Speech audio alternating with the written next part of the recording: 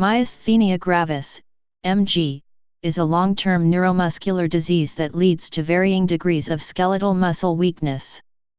The most commonly affected muscles are those of the eyes, face, and swallowing. It can result in double vision, drooping eyelids, trouble talking, and trouble walking. Onset can be sudden. Those affected often have a large thymus gland or develop a thymoma.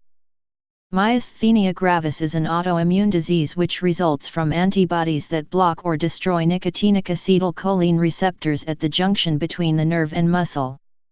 This prevents nerve impulses from triggering muscle contractions. Rarely, an inherited genetic defect in the neuromuscular junction results in a similar condition known as congenital myasthenia. Babies of mothers with myasthenia may have symptoms during their first few months of life, known as neonatal myasthenia. Diagnosis can be supported by blood tests for specific antibodies, the edrophonium test, or a nerve conduction study. Myasthenia gravis is generally treated with medications known as acetylcholinesterase inhibitors such as neostigmine and pyridostigmine. Immunosuppressants, such as prednisone or azathioprine, may also be used. The surgical removal of the thymus gland may improve symptoms in certain cases. Plasmapheresis and high-dose intravenous immunoglobulin may be used during sudden flares of the condition. If the breathing muscles become significantly weak, mechanical ventilation may be required. MG affects 50 to 200 per million people. It is newly diagnosed in 3 to 30 per million people each year. Diagnosis is becoming more common due to increased awareness. It most commonly occurs in women under the age of 40 and in men over the age of 60. It is uncommon in children. With treatment, most of those affected lead relatively normal lives and have a normal life expectancy. The word is from the Greek mys muscle and asthenia weakness, and the Latin, gravis serious. Signs and symptoms. The initial, main symptom in MG is painless weakness of specific muscles, not fatigue. The muscle weakness becomes progressively worse during periods of physical activity and improves after periods of rest. Typically, the weakness and fatigue are worse toward the end of the day. MG generally starts with ocular, eye, weakness. It might then progress to a more severe generalized form, characterized by weakness in the extremities or in muscles that govern basic life functions. Eyes. In about 2/3 of individuals, the initial symptom of MG is related to the muscles around the eye. There may be eyelid drooping, ptosis due to weakness of levator palpebrae superioris, and double vision, diplopia, due to weakness of the extraocular muscles. Eye symptoms tend to get worse when watching television, reading, or driving, particularly in bright conditions. Consequently, some affected individuals choose to wear sunglasses. The term ocular myasthenia gravis describes a subtype of MG where muscle weakness is confined to the eyes, i.e. extraocular muscles, levator palpebrae superioris, and orbicularis oculi. Typically, this subtype evolves into generalized MG, usually after a few years. Eating. The weakness of the muscles involved in swallowing may lead to swallowing difficulty, dysphagia. Typically, this means that some food may be left in the mouth after an attempt to swallow, or food and liquids may regurgitate into the nose rather than go down the throat, velopharyngeal insufficiency. Weakness of the muscles that move the jaw, muscles of mastication, may cause difficulty chewing. In individuals with MG, chewing tends to become more tiring when chewing tough, fibrous foods. Difficulty in swallowing, chewing, and speaking is the first symptom in about 1/6 of individuals. Speaking. Weakness of the muscles involved in speaking may lead to dysarthria and hypophonia. Speech may be slow and slurred, or have a nasal quality. In some cases, a singing hobby or profession must be abandoned. Head and neck. Due to weakness of the muscles of facial expression and muscles of mastication, facial weakness may manifest as the inability to hold the mouth closed, the hanging jaw sign, and as a snarling expression when attempting to smile. With drooping eyelids, facial weakness may make the individual appear sleepy or sad. Difficulty in holding the head upright may occur. The muscles that control breathing, dyspnea, and limb movements can also be affected. Rarely do these present as the first symptoms of MG, but develop over months to years. In a myasthenic crisis, a paralysis of the respiratory muscles occurs, necessitating assisted ventilation to sustain life. Crises may be triggered by various biological stressors such as infection, fever, an adverse reaction to medication, or emotional stress. Cause: MG is caused by transmission defects in nerve impulses to muscles. The neuromuscular junction is apparently affected. Acetylcholine, which produces muscle contraction under normal conditions, no longer produces the contractions necessary for muscle movement. Pathophysiology: MG is an autoimmune synaptopathy. The disorder occurs when the immune system malfunctions and generates antibodies that attack the body's tissues. The antibodies in MG attack a normal human protein, the nicotinic acetylcholine receptor, or a related protein called MuSK, a muscle-specific kinase. Other less frequent antibodies are found against LRP4, agrin and tidin proteins. Human leukocyte antigens have been associated with MG susceptibility. Many of these genes are present among other autoimmune diseases. Relatives of MG patients have a higher percentage of other immune disorders. The thymus gland cells form part of the body's immune system. In those with myasthenia gravis, the thymus gland is large and abnormal. It sometimes contains clusters of immune cells which indicate lymphoid hyperplasia, and the thymus gland may give wrong instructions to immune cells. Associated conditions: myasthenia gravis is associated with various autoimmune diseases, including thyroid diseases, CNS disease, lupus. In pregnancy: for women who are pregnant and already have MG, in a third of cases, they have been known to experience an exacerbation of their symptoms, and in those cases it usually occurs in the first trimester of pregnancy. Signs and symptoms in pregnant mothers tend to improve during the second and third trimesters. Complete remission can occur in some mothers. Immunosuppressive therapy should be maintained throughout pregnancy, as this reduces the chance of neonatal muscle weakness, and controls the mother's myasthenia. About 10–20% of infants with mothers affected by the condition are born with transient neonatal myasthenia, TNM, which generally produces feeding and respiratory difficulties that develop about 12 hours to several days after birth. A child with TNM typically responds very well to acetylcholinesterase inhibitors, and the condition generally resolves over a period of 3 weeks as the antibodies diminish and generally does not result in any complications. Very rarely, an infant can be born with arthrogryposis multiplex congenita, secondary to profound intrauterine weakness. This is due to maternal antibodies that target an infant's acetylcholine receptors. In some cases, the mother remains asymptomatic.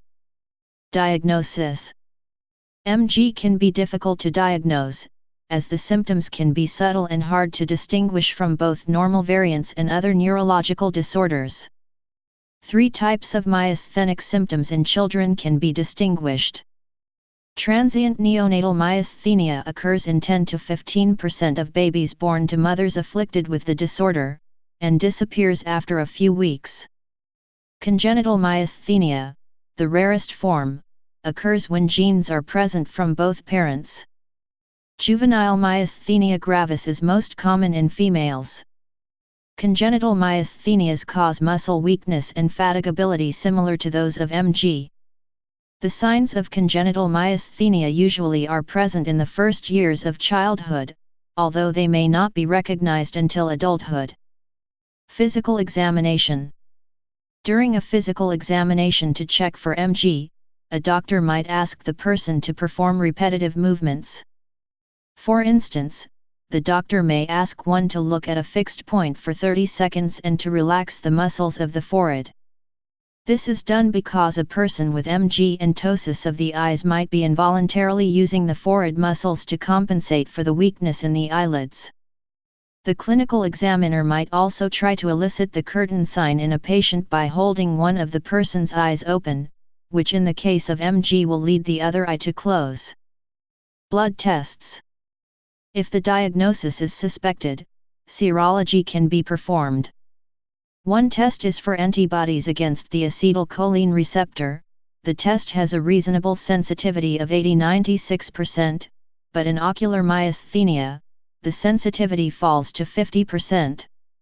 A proportion of the patients without antibodies against the acetylcholine receptor have antibodies against the MuSK protein. In specific situations, testing is performed for Lambert-Eaton syndrome. Electrodiagnostics. Muscle fibers of people with MG are easily fatigued, which the repetitive nerve stimulation test can help diagnose. In single-fiber electromyography, which is considered to be the most sensitive, although not the most specific, test for MG, a thin needle electrode is inserted into different areas of a particular muscle to record the action potentials from several samplings of different individual muscle fibers. Two muscle fibers belonging to the same motor unit are identified, and the temporal variability in their firing patterns is measured. Frequency and proportion of particular abnormal action potential patterns, called jitter and blocking, are diagnostic. Jitter refers to the abnormal variation in the time interval between action potentials of adjacent muscle fibers in the same motor unit. Blocking refers to the failure of nerve impulses to elicit action potentials in adjacent muscle fibers of the same motor unit. Ice test. Applying ice for 2 to 5 minutes to the muscles reportedly has a sensitivity and specificity of 76.9% and 98.3%, respectively, for the identification of MG. Acetylcholinesterase is thought to be inhibited at the lower temperature, and this is the basis for this diagnostic test. This generally is performed on the eyelids when a ptosis is present, and is deemed positive if a greater than or equal to 2 mm rise in the eyelid occurs after the ice is removed. Edrophonium test. This test requires the intravenous administration of edrophonium chloride or neostigmine, drugs that block the breakdown of acetylcholine by cholinesterase, acetylcholinesterase inhibitors. This test is no longer typically performed, as its use can lead to life-threatening bradycardia, slow heart rate, which requires immediate emergency attention. Production of edrophonium was discontinued in 2008. Imaging. A chest X-ray may identify widening of the mediastinum suggestive of thymoma, but computed tomography or magnetic resonance imaging, MRI, are more sensitive ways to identify thymomas and are generally done for this reason. MRI of the cranium and orbits may also be performed to exclude compressive and inflammatory lesions of the cranial nerves and ocular muscles. Pulmonary function test. The forced vital capacity may be monitored at intervals to detect increasing muscular weakness. Acutely, negative inspiratory force may be used to determine adequacy of ventilation. It is performed on those individuals with MG. Management. Treatment is by medication and/or surgery. Medication consists mainly of acetylcholinesterase inhibitors to directly improve muscle function and immunosuppressant drugs to reduce the autoimmune process. Thymectomy is a surgical method to treat MG. Medication. Acetylcholinesterase inhibitors can provide symptomatic benefit and may not fully remove a person's weakness from MG. While they might not fully remove all symptoms of MG, they still may allow a person the ability to perform normal daily activities. Usually, acetylcholinesterase inhibitors are started at a low dose and increased until the desired result is achieved. If taken 30 minutes before a meal, symptoms will be mild during eating, which is helpful for those who have difficulty swallowing due to their illness. Another medication used for MG, atropine, can reduce the muscarinic side effects of acetylcholinesterase inhibitors. Pyridostigmine is a relatively long-acting drug, when compared to other cholinergic agonists, with a half-life around 4 hours with relatively few side effects. Generally, it is discontinued in those who are being mechanically ventilated as it is known to increase the amount of salivary secretions. A few high-quality studies have directly compared cholinesterase inhibitors with other treatments, or placebo. Their practical benefit may be such that it would be difficult to conduct studies in which they would be withheld from some people. The steroid prednisone might also be used to achieve a better result, but it can lead to the worsening of symptoms for 14 days and takes 6-8 weeks to achieve its maximal effectiveness. Due to the myriad symptoms that steroid treatments can cause, it is not the preferred method of treatment. Other immune-suppressing medications may also be used, including rituximab, plasmapheresis and IVIG. If the myasthenia is serious, myasthenic crisis, plasmapheresis can be used to remove the putative antibodies from the circulation. Also, intravenous immunoglobulins, IVIGs, can be used to bind the circulating antibodies. Both of these treatments have relatively short-lived benefits, typically measured in weeks, and often are associated with high costs which make them prohibitive. They are generally reserved for when MG requires hospitalization. Surgery. As thymomas are seen in 10% of all people with the MG, people are often given a chest X-ray and CT scan to evaluate their need for surgical removal of their thymus and any cancerous tissue that may be present. Even if surgery is performed to remove a thymoma, it generally does not lead to the remission of MG. Surgery in the case of MG involves the removal of the thymus, although in 2013 there was no clear indication of beneficial except in the presence of a thymoma. A 2016 randomized controlled trial, however, found some benefits. Physical measures. Patients with MG should be educated regarding the fluctuating nature of their symptoms, including weakness and exercise-induced fatigue. Exercise participation should be encouraged with frequent rest. In people with generalized MG, some evidence indicates a partial home program including training in diaphragmatic breathing, pursed lip breathing, and interval-based muscle therapy may improve respiratory muscle strength, chest wall mobility, respiratory pattern, and respiratory endurance. Prognosis. The prognosis of MG patients is generally good, as is quality of life, given very good treatment. In the early 1900s, the mortality associated with MG was 70%, now, that number is estimated to be around 3–5%, which is attributed to increased awareness and medications to manage symptoms. Monitoring of a person with MG is very important, as at least 20% of people diagnosed with it will experience a myasthenic crisis within 2 years of their diagnosis, requiring rapid medical intervention. Generally, the most disabling period of MG might be years after the initial diagnosis. Epidemiology. Myasthenia gravis occurs in all ethnic groups and both sexes.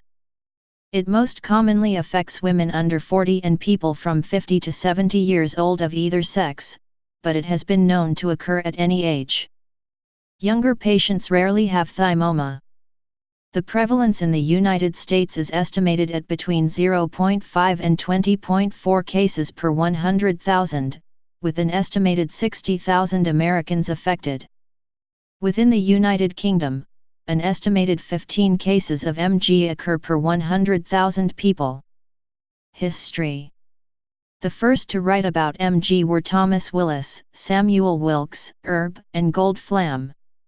The term myasthenia gravis pseudoparalytica was proposed in 1895 by Joly, a German physician. Mary Walker treated a person with MG with physostigmine in 1934. Simpson and Nastuck detailed the autoimmune nature of the condition. In 1973, Patrick and Lindstrom used rabbits to show that immunization with purified muscle-like acetylcholine receptors caused the development of MG-like symptoms. Research. Immunomodulating substances, such as drugs that prevent acetylcholine receptor modulation by the immune system, are currently being researched. Some research recently has been on anti-C5 inhibitors for treatment research as they are safe and used in the treatment of other diseases. Ephedrine seems to benefit some people more than other medications, but it has not been properly studied as of 2014. In the laboratory, MG is mostly studied in model organisms, such as rodents.